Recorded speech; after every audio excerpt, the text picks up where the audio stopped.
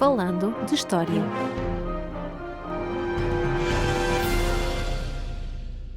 Olá a todos e bem-vindos a mais um episódio do podcast Falando de História, concretamente o número 32. Eu sou Paulo M. Dias e comigo está Rogério Luís Jesus. E desta vez embarcamos para o Índico para falar da presença portuguesa na Ásia e mais concretamente alguns episódios militares. Não é assim, Roger? Sim, como os nossos ouvintes sabem, e é público, aliás, na descrição do nosso podcast, eu e o Paulo somos investigadores na área e por isso temos as nossas respectivas áreas de estudo. O Paulo mais a época medieval, desenvolvendo trabalho sobre a presença portuguesa no norte da África, nos séculos XV e XVI, e eu sobre o Império Português na Ásia, no século XVI. E por isso trago neste episódio um tema que estudei em profundidade, que são os dois cercos de Diu, em 1538 e 1546. Aliás, a minha dissertação de mestrado foi precisamente um estudo do segundo cerco e por isso é um tema que me é um pouco caro. Não é? Sim, claro. E como também temos dito em vários episódios, nós acabamos sempre por aproveitar um pouco a nossa investigação para fazer alguns episódios. Mas para começar então, convém explicar onde é que fica exatamente Diu e porque é que era de interesse para os portugueses. Bom, para o contexto geral da chegada dos portugueses à Ásia, recomendamos aos nossos ouvintes o nosso episódio número 19, precisamente sobre o estabelecimento dos portugueses na Ásia, porque é o sítio ideal para perceberem o contexto geral. Por isso este episódio parte um pouco daí. Quando os portugueses fixam no Índico, nos inícios do século XVI, rapidamente começam a perceber as redes comerciais que ligam a costa oriental africana à Índia, a Índia ao Golfo Pérsico e ao Sudeste Asiático e o Sudeste Asiático à China.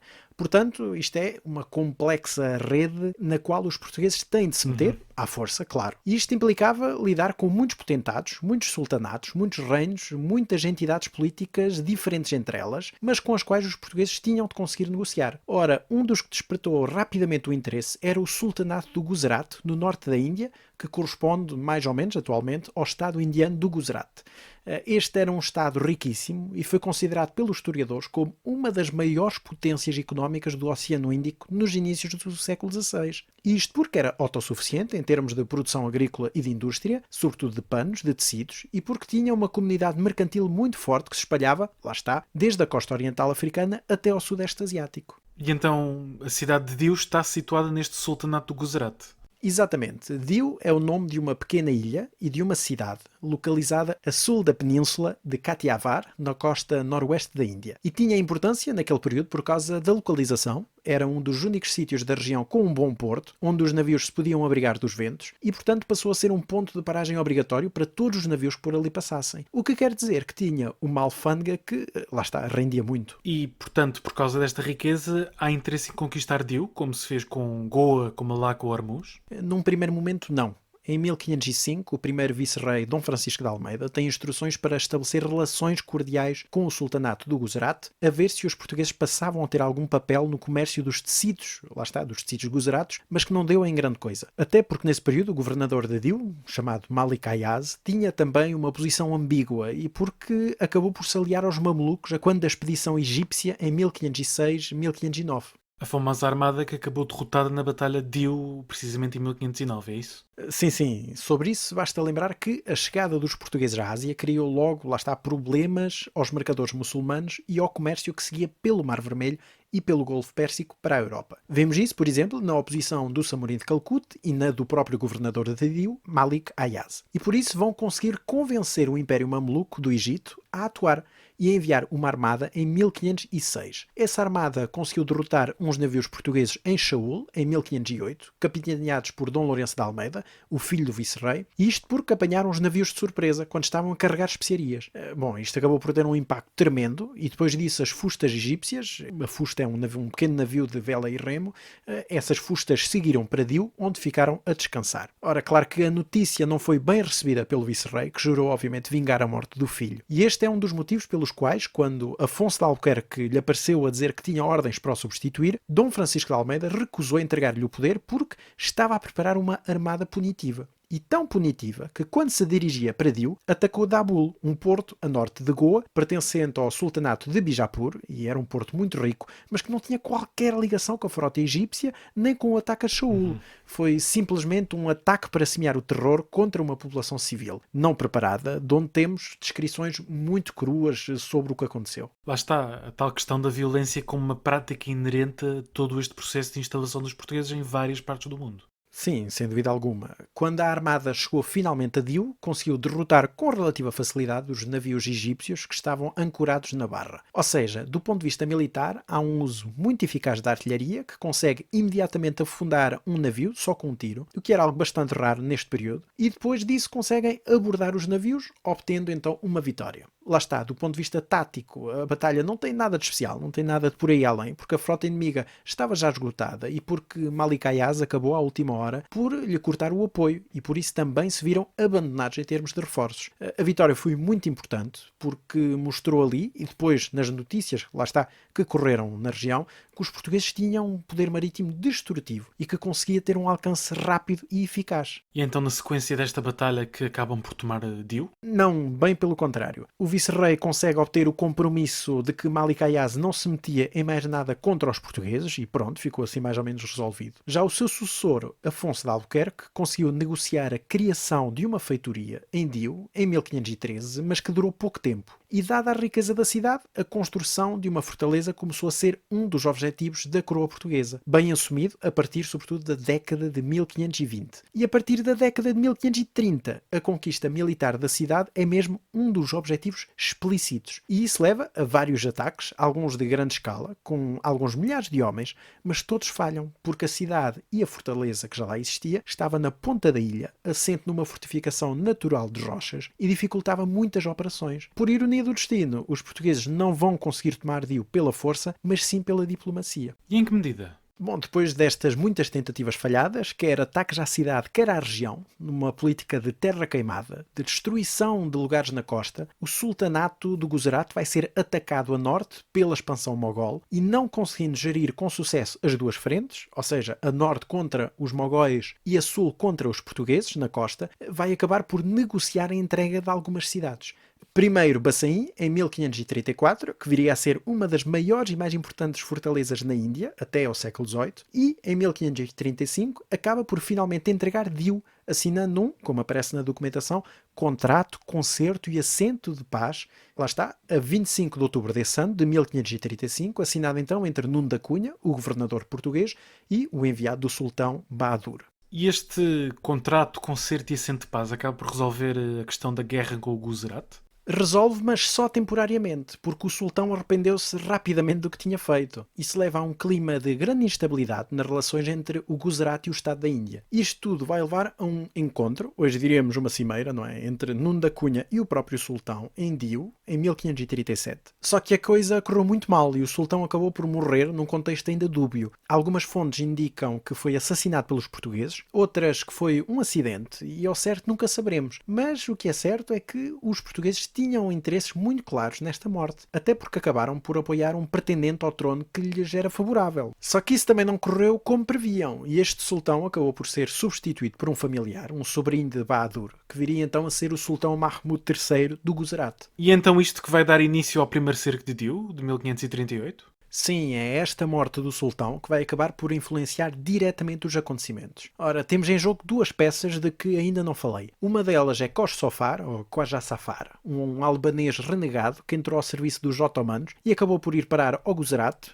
já lá está na Ásia, tornando-se num dos capitães mais importantes do sultão e a quem foi dado o governo da cidade de Diu. E a outra peça são os otomanos, a quem Bahadur tinha enviado um pedido de ajuda para que enviassem uma armada para, lá está, ajudar a derrotar os portugueses. E é isso que os otomanos vão fazer. O sultão otomano Sulimão, o Magnífico, vai dar poderes a Sulimão Pasha, governador do Egito, para construir uma frota no Suez e partir então pelo Mar Vermelho. Isto porque tinham interesse no comércio asiático. Tinham, claro, interesse neste comércio, mas não só. Os otomanos tinham conquistado o Egito mameluco em 1516-1517 e desde então que toda a região do Mar Vermelho, que estava sob a alçada mameluca, ainda não tinha aceito muito bem esta mudança de poder. E por isso a armada vai ter dois propósitos. Primeiro, impor pela força o domínio otomano na região e, em segundo lugar, atacar então os portugueses com o apoio do Guzarat. E é então que esta frota sai do Suez em 1538 em direção a Diu. Terá partido do Suez em junho de 1538, pondo o Mar Vermelho, sobretudo a costa árabe, a ferro e fogo, lá está, e terão chegado a Diu em setembro. Mas os portugueses não são apanhados de surpresa, porque já havia notícias a correr da preparação da armada otomana. Temos então os guzeratos e os otomanos de um lado contra os portugueses recolhidos na fortaleza, é isso? E estamos a falar de quantos soldados envolvidos de cada lado?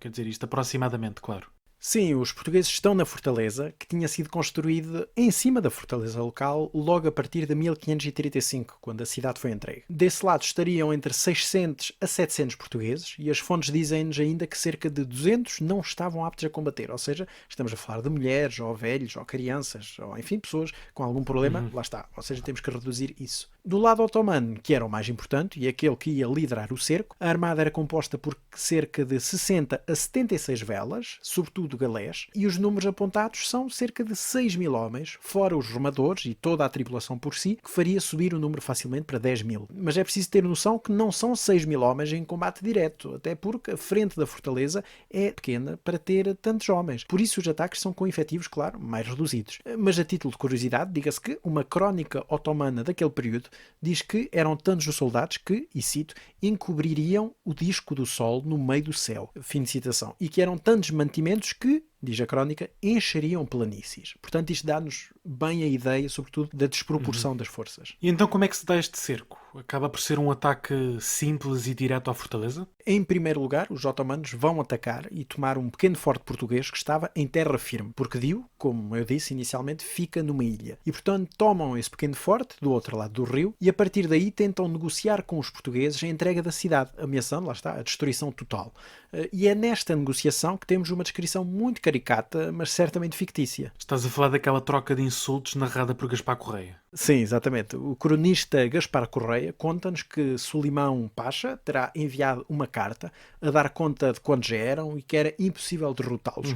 E o capitão português, António da Silveira, respondeu-lhe dizendo, e aqui vou citar o que está precisamente na fonte e chamo já a atenção para o vernáculo que é aqui utilizado, e portanto o capitão terá respondido o seguinte: aqui estão portugueses acostumados a matar muitos mouros e que têm por capitão António da Silveira, que tem um par de colhões mais fortes que os pelouros dos seus basiliscos. Portanto, os pelouros dos basiliscos são os projéteis dos canhões otomanos. Que não há medo nenhum a quem não tem colhões nem verdade. E isto porque Solimão era um eunuco e, portanto, era uma forma de ofender diretamente o capitão otomano. E notemos que, claro, isto é liberdade poética do cronista, porque outras fontes narram também este episódio, mas sem este palavreado Claro. tão colorido. E estas negociações, bastante divertidas, não é? Acabaram por não darem nada.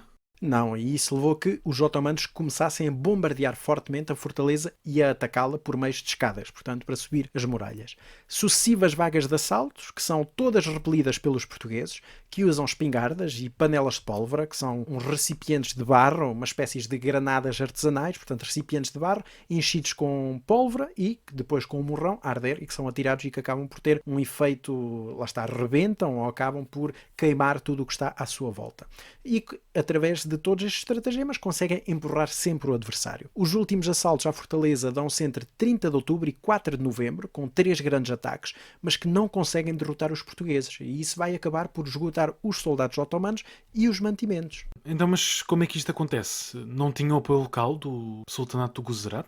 Pois isso é que mudou, porque depois da sua chegada, os otomanos começaram a ser mal vistos pelos guzeratos, sobretudo porque Solimão terá entrado em conflito direto com Coche-Sofar, visto que vinha com a ideia de impor também ali a presença otomana, sobrepondo o seu poder ao poder do sultão e do próprio Coche-Sofar. E isso acabou por criar uma grande instabilidade e, então, uma retirada do apoio local. Paralelamente, as várias fontes apontam para um mau planeamento logístico necessário para tomar Diu, ou seja, os meios preparados pela armada turca foram insuficientes, porque estavam preparados para um curto assédio e não para um cerco que já ia em 2 meses. Portanto, chegado a novembro, começam a surgir também notícias da chegada de uma grande armada portuguesa, vinda de Goa, que nós sabemos que era, obviamente, a armada capitaneada pelo vice-rei Dom Garcia de Noronha, que vinha em socorro à fortaleza, e perante isto tudo, com elevadas perdas, com uma crescente instabilidade interna e sem o apoio da própria cidade de Diu, entre 5 e 8 de novembro, as forças otomanas embarcam e põem-se então então a caminho do Mar Vermelho. Visto que naquele momento Solimão duvidava da capacidade de aguentar um confronto direto, bom, a melhor hipótese era abandonar o cerco, que durou então de setembro a novembro de 1538.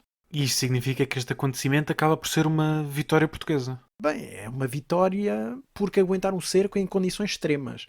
Lope de Sousa Coutinho, que esteve no cerco e que escreveu uma crónica sobre isso, diz que quando acabou o cerco já só havia 40 soldados portugueses aptos. Claro que pode ser um exagero, mas não deixa de ser um testemunho da situação apertada que viviam. Mas, de qualquer forma, acaba por ser uma derrota otomana. Não é bem uma derrota otomana porque abandonaram o cerco, ou seja, não foram derrotados.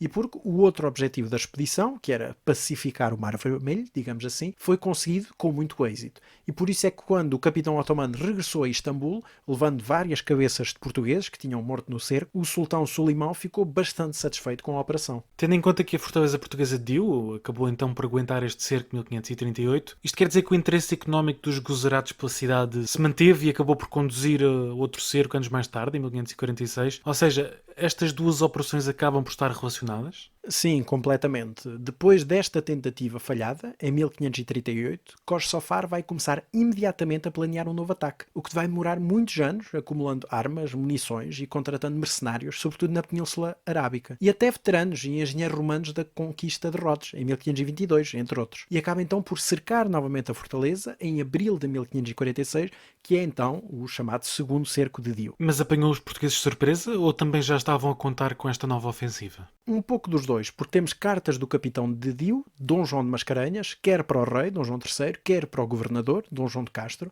a dar conta de movimentações e como o mais certo era estarem a preparar o cerco. Mas não estavam a contar que o cerco fosse iniciado, lá está, em abril, que é o início da monção, ou seja, do inverno, como aparece nas fontes. Ou seja, o momento em que o regime de ventos se altera e dificulta a chegada de navios a partir da fortaleza de Goa, Bacém e Shaul. E, paralelamente, a própria umidade e as chuvas dificultam imenso o uso de pólvora na artilharia e nas espingardas. Isto não era mais do que aproveitar a questão climática, o que nós chamamos, também do ponto de vista militar, um fator de operacionalidade permanente. E então neste segundo cerco, quem é que acaba por estar envolvido? Temos novamente otomanos? Não, este cerco é da responsabilidade de Guzerat, coordenado por Coche Sofar, com muitos mercenários e alguns contingentes enviados pelo sultão do Guzerat. Estima-se que tenham estado presentes entre 10 a 20 mil soldados, o que é muita gente, mas é preciso relembrar que a frente da fortaleza de Diu não chega aos 400 metros, ou seja, é um campo de ação muito estreito. E isso leva-nos a acreditar que no arraial, frente à fortaleza, só poderiam estar entre 3 a 6 mil homens, mais ou menos, o que reduz logo a capacidade de ataque. Isto sem contar com alguns reforços que foram recebendo do Guzerat e com os próprios trabalhadores guzeratos que fizeram todo o trabalho de sapa e que poderiam também ultrapassar os largos milhares. É realmente muita gente. Mas do lado português, quantos seriam? Bom, os portugueses, ao longo de todo o cerco, são sempre mais baixos que os sitiantes, não é? O cerco inicia-se com cerca de 200 homens, comandados por Mascarenhas, número este que acaba por subir ao longo do tempo, com vários reforços. Chegam 300 homens no final de abril e mais 400 em agosto, mas os novos soldados que chegavam acabam por substituir aqueles que eram dizimados nas muralhas. Num primeiro momento, Coche Sofar tenta tomar um baluarte que está no meio do rio, mas falha, e a partir daí muda então a sua estratégia. Tendo em conta que a fortaleza tinha um fosso seco, manda erguer sucessivos muros a partir do arraial, à frente da fortaleza, que vão avançando até chegarem ao fosso. Isto demorou de inícios de maio até finais de junho. E quando aí chegam, conseguem entupir o fosso com a ajuda de uns canos de madeira que colocam em cima dos muros. Uns canos cobertos de ramos e tudo mais. E daí vão despejando entulho para o fosso, destruindo grande parte da cidade para obter esse mesmo entulho. E conseguem então inutilizar o fosso em final de julho. Isto quer dizer então que foi uma operação muito demorada, se demoraram 3 meses até entulhar o fosso? Sim, estavam sempre sujeitos às espingardas e à artilharia portuguesa. E há também outras formas de atrasar a operação. Por exemplo, temos várias fontes que nos contam que durante uns dias os portugueses conseguiam abrir um postigo, ou seja, uma pequena porta, que estava na muralha e que dava para o fosso. E durante a noite abriam-na em segredo e criavam um cordão humano, digamos assim, para recolher o entulho para dentro da fortaleza. E os guzerates não percebiam porque é que o fosso nunca mais enchia. Até que um dia, lá está, conseguiram ver um português no fundo do fosso e perceberam o estratagema. E trataram trataram então de encher imediatamente aquela parte e o acesso ao postigo. Diga-se de passagem que durante este processo, Coche Sofar acabou por ser morto, visto que levou com um tiro de canhão na cabeça, em cheio completamente, quando inspecionava o enchimento do fosso, o que não deixa de ser um pouco irónico. O comando passou então a ser exercido pelo seu filho, Muharram, com o título de Rumi Khan. Bom, mas depois de tudo isto e desta morte um bocadinho caricata também, os Guzerates acabam por conseguir garantir acesso às muralhas? Bastava chegar ao topo para as ultrapassar, por exemplo? Mais ou menos, porque mesmo com o fosso inutilizado, se tentassem chegar às muralhas, estavam à vista dos portugueses. O que eles fazem é construir uma série de labirintos, digamos assim, de muros cobertos, uma técnica local muito utilizada, conhecidos como sabates, e com estes muros labirínticos conseguem chegar até à frente das muralhas. Mas para as subir, acabam por recorrer a outra técnica local, são os chamados pacheb, mas que também são conhecidos, por exemplo, do período romano, com o nome de ager, e que consistiam em montes de terra e pedra, na base da muralha, que subiam em direção ao topo destas, criando assim, como é que eu ia dizer, umas rampas de aproximação perpendiculares. Isto é sempre um pouco difícil de descrevermos por áudio. E isto permitia uma chegada rápida ao topo da muralha, evitando o uso de escadas, que foram raramente usadas neste caso, e até torres de assaltos, que não existiram de todo neste cerco. Então, com este acesso ao topo das muralhas, acabava por decorrer um combate puro e duro, digamos assim, para tentar dominar a fortaleza. Sim, basicamente era isso. Só que a coisa também não correu bem, e depois de vários assaltos falhados, optaram por minar os baluartes, ou seja, criar galerias subterrâneas que chegassem à estrutura fundacional dos baluartes para os fazer rebentar com o uso da pólvora. E conseguiram explodir o baluarte de São João, que era o baluarte mais pequeno da fortaleza, a 10 de agosto, lá está, de 1546, onde morreram 50 soldados portugueses, incluindo o filho mais novo do governador, Dom João de Castro, Dom Fernando Castro, que teria por volta de 18, 19 anos. Mas este filho do governador já estava na fortaleza quando o cerco começou? Não, de todo. Ele estava lá porque uma forma do próprio governador incentivar os soldados portugueses a participarem no cerco, isto é, nos reforços que foram sendo enviados, foi enviar os próprios filhos, num discurso do tipo, isto vai correr tudo bem, por isso até mando os meus filhos, portanto vocês podem ir perfeitamente à vontade. Ora, Dom Fernando chegou no primeiro reforço e acabou, lá está, por lá morrer, e o filho mais velho, Dom Álvaro, foi mais tarde, no reforço que só conseguiu chegar em agosto por causa do mau tempo e poucos dias depois da morte do irmão. E mesmo com um baluarte a menos, os sitianos não conseguiram tomar a fortaleza? Não, porque mal o baluarte rebentou, os portugueses conseguiram imediatamente criar uma tranqueira naquele local,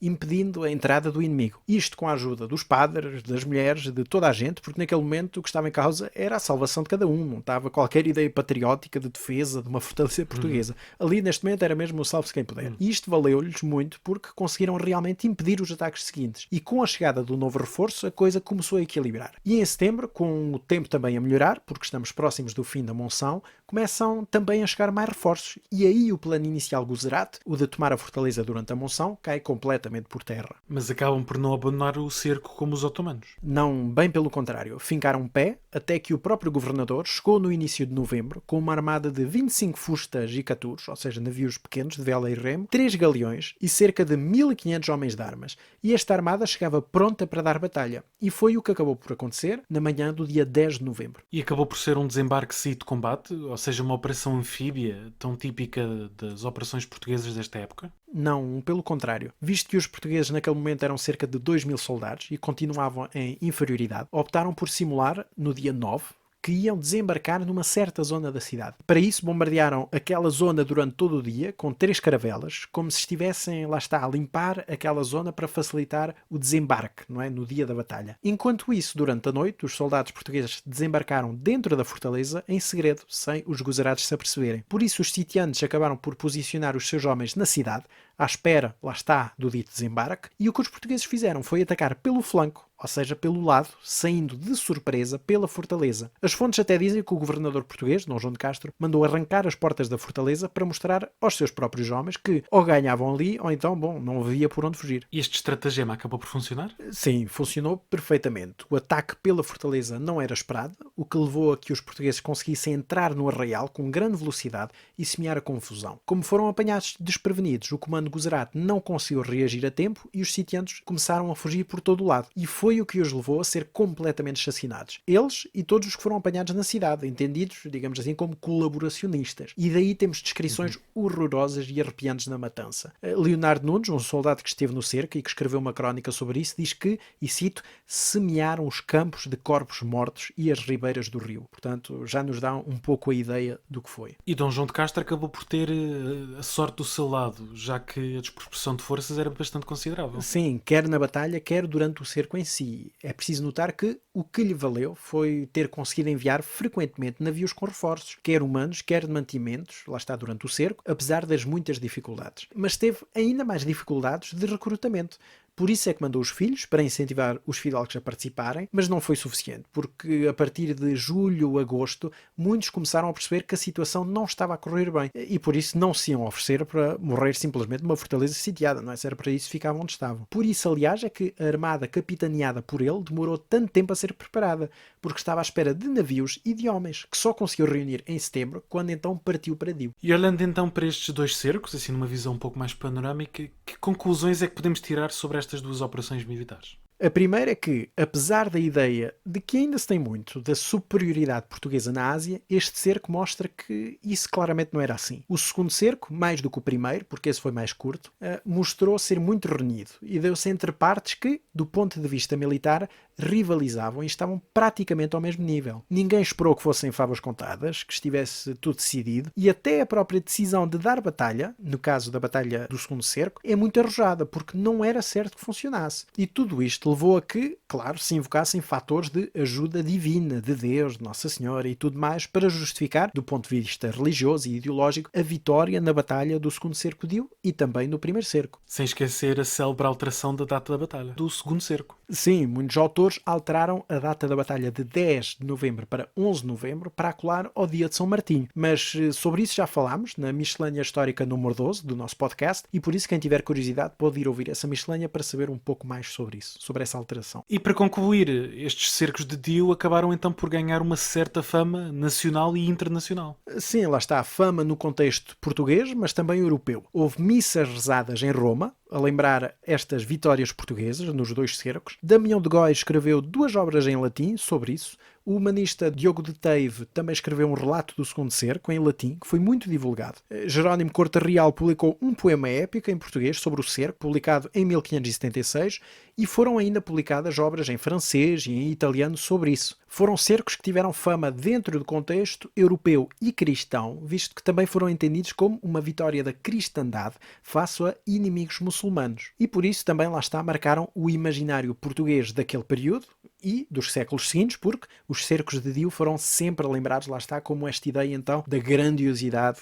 com todas as aspas possíveis, do Império Português na Ásia. Paralelamente, claro, temos todos os horrores da guerra inerentes a estas operações e depois as ações de terror por parte dos portugueses, de verdadeiras destruições da costa Guzerat que deixaram também uma marca no imaginário local e no imaginário da própria história do Império Português na Ásia. É de notar que a vitória no segundo cerco acabou por dissuadir definitivamente o Guzerat de retomar a fortaleza e por isso este foi o último grande cerco, excluindo alguns ataques com alguma relevância, mas já no século XVII por parte dos omanitas, mas que lá está, não tiveram a extensão e a dimensão destes cercos. E quem quiser saber um pouco mais sobre estes dois cercos de Dio, que leituras recomendas? Olha, a primeira sugestão é uma fonte deste período, lá está, é um destes textos laudatórios, que obviamente elogia muito a ação dos portugueses, é o texto de Diogo de Teive, a relação das proezas levadas a efeito pelos portugueses na Índia, junto de Dio, no ano da salvação de 1546, que foi publicado originalmente em 1548, em Coimbra, e que foi traduzido por Carlos Ascenso André, e com notas de Rui Manuel Loureiro, numa edição da Cotovia e da Comissão Nacional para as Comemorações dos Descobrimentos Portugueses, em 1995. Ainda se consegue a obra em alguns lados, ou claro, nas bibliotecas públicas, e portanto é uma boa fonte, com boas notas que ajudam a contextualizar. E a minha segunda sugestão, enfim, isto é um pouco mau ser juiz em causa própria, mas neste caso recomendo a minha própria dissertação de mestrado sobre o segundo cerco de Dio, de 1546, que está disponível online e do qual fica, obviamente, o link na descrição deste episódio. E por hoje é tudo neste episódio do Falando de História. Como sabem, podem continuar a seguir nas mais variadas plataformas, no Twitter, no Facebook, no YouTube. Continuem também a ouvir-nos, a oferecer sugestões que podem sempre enviar para o nosso e-mail falandohistoriapodcast@gmail.com. Até à próxima. Até à próxima.